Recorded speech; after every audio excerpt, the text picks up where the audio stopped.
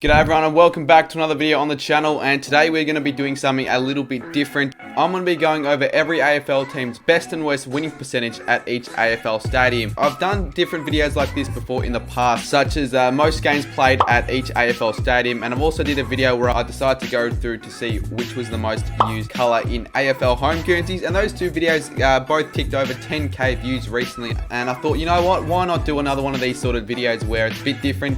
But hopefully it's still quite interesting and enjoyable. But yeah, something a little bit different, but hopefully you do enjoy. So let's get straight into the list, and we'll start off with the Adelaide Crows.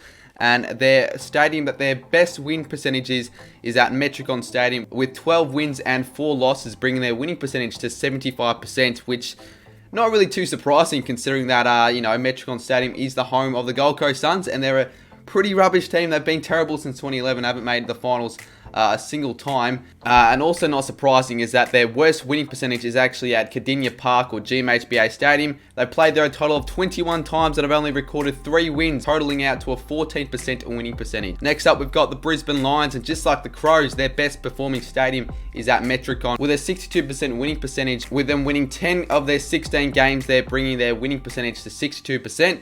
And quite surprisingly, Adelaide Oval is their worst performing stadium, with them only winning once out of their 7 performances, with a winning percentage of only 14%. Next up, we move on to Carlton, and their best performing stadium is at Glenferrie Oval, which is a little bit different and a little bit surprising, with their win-loss ratio 30 wins, 11 losses, totaling their percentage to 73%, with 0 wins and 4 losses at Carlton's worst Giants Stadium, Adelaide Oval and ANZ Stadium. The Blues have played 4 times there and have yet to win a single game there once, which is a little bit surprising. Next up, we've got Collingwood, and already mentioned a few times in the list, we've got Metricon Stadium, and they've won 9 out of their 11 matches there, totaling their winning percentage to 82%. And their worst performing stadium is the WACA. They played there 4 times and they have yet to record a single win, and will never record a single win there again because no AFL games are obviously played at the WACA anymore. And speaking of the WACA, surprisingly, Essendon's best winning percentage is actually at the WACA. They played there a total of 4 times and have won 3 out of their 4 games, totaling their winning percentage to 75%.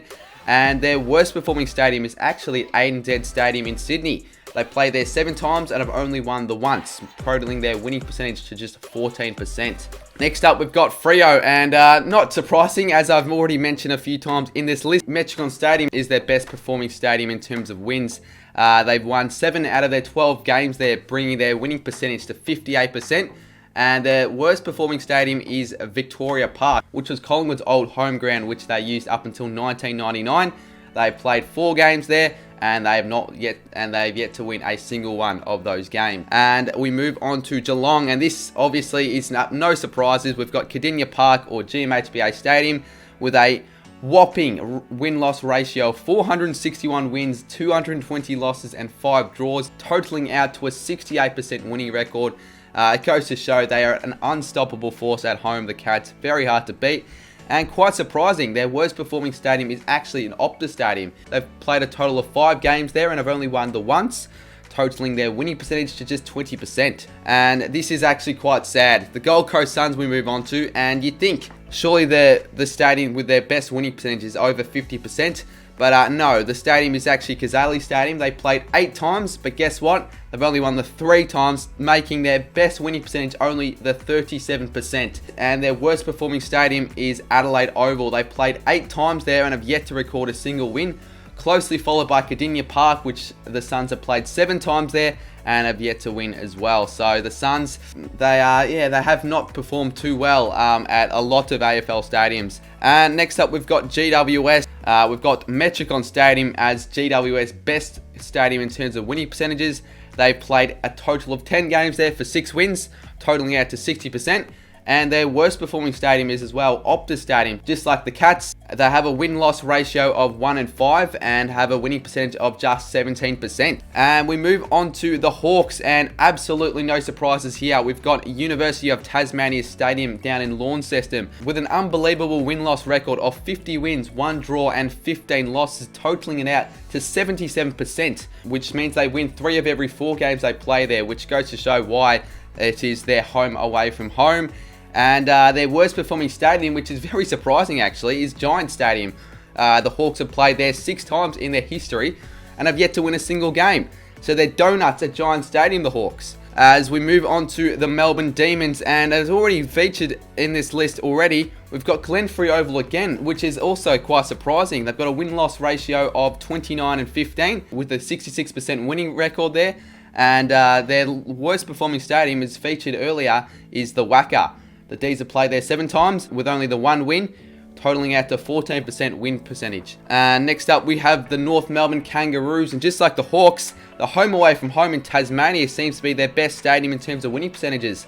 Blundstone Arena, they play there 23 times with the 16 wins, totaling out to 70% of the time getting a win there. With their worst performing stadium being at Adelaide Oval with an unbelievable record of 0-8, which means that the Roos have yet to win a game at Adelaide Oval after playing there 8 times. So yeah, they don't play too well at Adelaide Oval. Hopefully they can break that streak soon. Next up, we've got Port Adelaide, and as previously mentioned a few times, Metricon Stadium is the stadium with their best winning percentage. And get this, they have won 10 out of their 11 games played at Metricon Stadium, totaling out to 91%, which is the best so far on this list. And their worst, without no surprises, is Cardinia Park with a win-loss record of 2-12. And a percentage of 14%. Next up, we've got Richmond, and again, Glenferrie Oval seems to be the stadium that a lot of these Victorian sides have been playing well at. I have a feeling maybe the Hawks were just terrible in the 30s, 40s, and 50s, but yeah, they've got a win-loss record of 29-13, totaling out to 69%. And not surprisingly, Cardinia Park is their worst performing stadium. The Tigers have played there 51 times. They've only won 15 of those games, totaling out to 29% of the time getting a win. And next up, we've got my beloved Saints, St Kilda, and Metricon, yet again, another side whose best winning percentage is at Metricon, with our record being 10-7, with a 59% winning percentage at Metricon Stadium, and our worst, get this, an 8-78 win-loss record at Victoria Park, which, as I said before, was Collingwood's old home ground, and we've only won 9% of the games we played there, and we played there 86 times, which goes to show how terrible we were back in the days. As we move on to the Sydney Swans with their best performing stadium at the Adelaide Oval, which is quite surprising. They played a total of 8 games there with 5 wins, totaling out to 63% winning percentage. And their worst performing stadium is Windy Hill by far. They've only won 22% of times there, playing 59 games at Windy Hill with only the 13 wins.